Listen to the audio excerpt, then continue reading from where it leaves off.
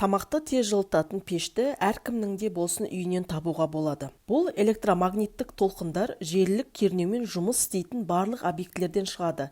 Негізінде тоңазытқыштар мен микротолқынды пештер радиация бойынша ең қуатты көзі болып табылады.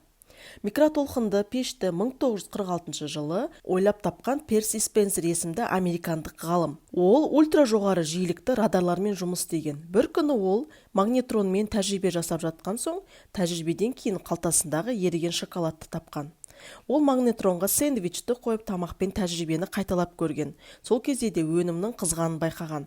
1947 жылы Перси Спенсер өзінің өнер табысын патенттеген. Осылайша электромагниттік сәулеленуінің пайдалы қасиеті ашылған. Бұл тағамды жылдам лезде қыздыру. Армысыз YouTube көрермен, сіздермен денсаулық байлық арнасы. Бүгін сіздерге микротолқынды пештің пайдасы немесе зияны қандай, осы жайлы ақпарат беруге дайынбыз. Видеоның соңына дейін қарап, өздеріңізге пайдалы ақпараттарды ала отырыңыздар. Электромагниттік толқындар адам ағзасына әсер етеді. Олар қанның құрамын өзгертеді, гемоглобинді азайтады және лейкоциттер санын арттырады. Микротолқынды сәулелену қан тамырларындағы бляшкалардың да пайда болуына ықпал етеді. Сондай-ақ зерттеулер микротолқынды пештердің оларда қыздырылған сүт қоспаларына зиянды екенін дәлелдеді. Сондағы микротолқында қыздырылған сүттің құрамының өзгеретіндігі, электромагниттік тербелі сүттің құрамын да өзгертеді. Л-пролин қышқылдары Д изомерлеріне айланады. Олардың соңғысы улы жүйке жүйесін бұзады және бүйректі де улайды. Радиация ақуызды деформациялайды және оның қасиеттерін де өзгертеді. Микротолқынды пеште пісіргеннен кейін ет құрамында да канцероген пайда болады. Кейбір сүт өнімдері мен жарма да микротолқынды пеште қыздырылған кезде канцерогендерге бай болады. Канцероген өз кезегінде адам денсаулығына ең зиянды заттардың бірі. Микротолқынды пеш ол тамақты тез жылдам жылытады, бірақ оның зияны оның пайдасынан да асып түсіп жатыр. Жапон үкіметі жылдың соңына дейін елдегі барлық микротолқынды пештерді жоюға шешім қабылдаған. Талапты орындамаған барлық азаматтар мен ұйымдар қылмыстың ауырлығына қарай 5 жылдан 15 жылға дейін бас бостандығынан айырылуы мүмкін.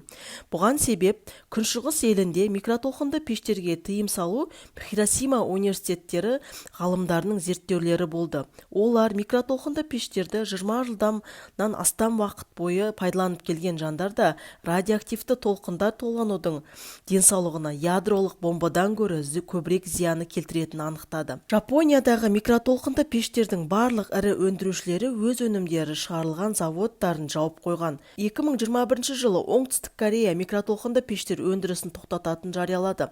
Ал Қытай өз кезегінде 23 жылы бұл жабдық түрінен бас тартуды жоспарлап отыр. Жүйке бұзылыстары, ұйқысыздық, тітіркену, шаштың түсуі, тырнақтардың нашарлауы, ұрпақты болу функциясының проблемалары, қатерлі ісік жасушаларының пайда болу қаупі жоғарылайды. Барлық осы мәселелер кәдімгі тұрмыстық микротолқынды пеш арқылы жүзеге асырылатын тағамды ионизациялаудың салдары болып табылады. Ғалымдар бұл техниканың теріс әсерін адам күнделікті қолданғаннан кейін 12-15 жылдан кейін ғана байқай бастатынын анықтады.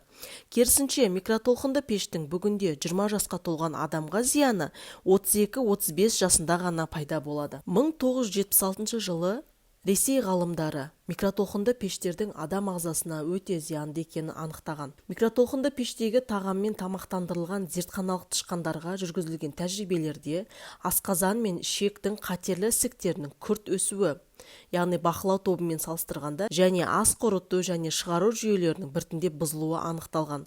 Сонымен қатар микротолқынды пеште пісірілген тағамнан алынған дәрумендер мен минералдар ағзаға нашар сіңеді.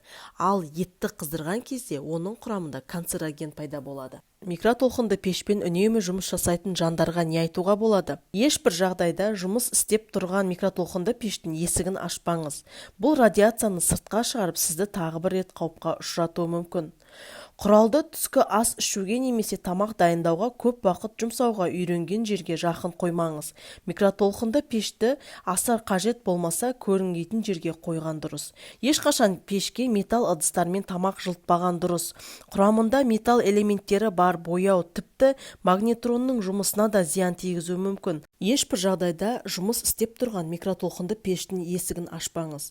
Бұл өз кезегінде радиацияны сыртқа шығарып, сізді тағы бір рет қауіпке ұшыратуы мүмкін. Пешті тағам пісіру үшін де қолданбаңыз. Микротолқынды пештің негізгі қызметі тағамды қыздыру, сонымен қатар тағамды жібіту болу керек. Егер сізде кардиостимулятор болса, бұл құрылғыны пайдаланудан аулақ болғаныңыз жөн.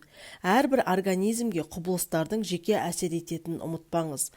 Әр адамның организмі әртүрлі. Бір адамдар үшін бір апта бойы микротолқынды пеште тамақты жылытып жеп, оның проблемаларымен бір жыл бойы күресу де жеткілікті. Ал екінші адамдарға мұндай тағамды бірнеше жыл бойы тұтынса да, ол туралы ешқандай зиянын байқамағандығы. Қорыта айтқан кезде, қадірменді YouTube көрермен, микротолқынды пештерді пайдаланбау бұл сіздің өзіңіздің мұқтаждығыңа байланысты, бірақ оның зияндығы пайдасынан өте көп, соны білгеніңіз жөн. Осы ақпараттарды пайдалы деп тапсаңыз, видеоға лайк басып, қазақша контентті қолдап, астына комментарийларыңызды жазып кетулеріңізге болады.